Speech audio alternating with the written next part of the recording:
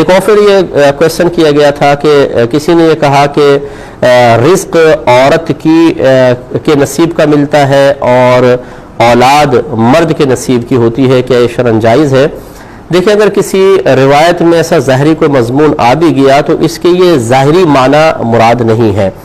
بلکہ اچھی طرح یاد رکھیں کہ اولاد مرد عورت دونوں کی قسمت سے ملتی ہے، یعنی دونوں کے نصیب میں لکھی ہوتی ہے، کیونکہ اولاد دونوں کی طرف منسوب ہوتی ہے، ماں کی طرف بھی باپ کی طرف بھی، لہٰذا یہ دونوں کی قسمت میں ہوتی ہے۔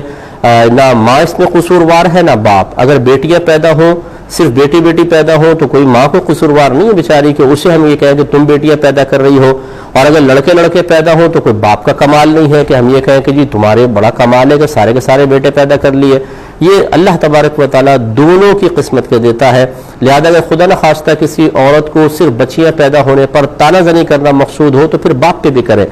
اور اگر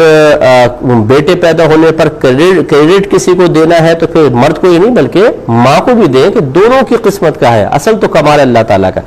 دوسرا، یہ رزق جو ہوتا ہے یہ سب اپنا اپنا لے کر آتے ہیں۔ آپ بخاری کی روایت دیکھ لیں، اگر آپ کو ایسی روایت پیش کر رہے ہیں جیسے یہ کسی نے کہا کہ ایسی روایت کسی حافظ صاحب نے پیش کی ہے، تو اس سے کہیں زیادہ صحیح حدیث ہے، میں آپ کو عرض کرتا ہوں۔ بخاری کی روایت ہے کہ جب بچہ ماں کے پیٹ میں 4 ماہ کا ہو جاتا ہے تو ایک فرشتہ وہاں پر اللہ تعالیٰ کے حکم سے آتا ہے اور اللہ تعالیٰ سے پوچھتا ہے کہ اللہ تعالیٰ فرماتا ہے لکھ، وہ پوچھتا ہے کیا لکھوں؟ اللہ تعالیٰ فرماتا ہے اس کا رزق لکھ دے،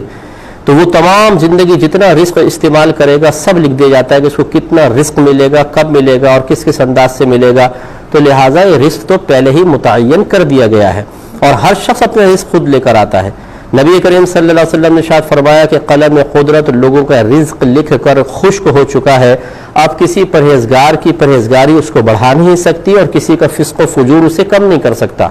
تو اس لیے مثال کے طور پر اب عورت گھر میں آتی ہے تو اللہ تبارک و تعالیٰ اس کا رزق شوہر کو عطا فرمائے گا، کیونکہ شوہر کمانے والا ہے تو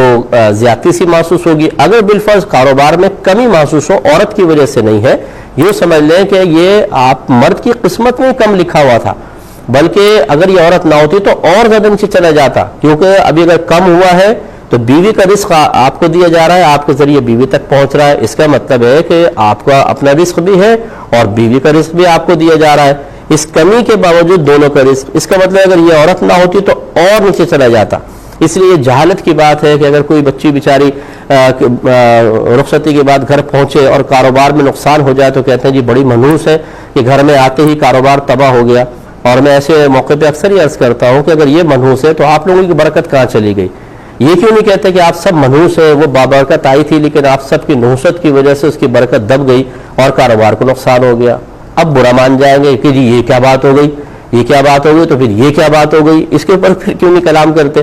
تو خلاصہ کلام یہ ہے کہ کسی کی نحوست کو تو کوئی تصور ہی نہیں ہے، یہ تقسیم اللہ تبارک و تعالیٰ کی طرف سے ہے، اس کا فیصلہ ازل سے ہو چکا ہے، کس کو کب ملنا ہے، کتنا ملنا ہے، اس لیے ایک دوسرے پر الزام لگانے کا کوئی فائدہ نہیں ہے۔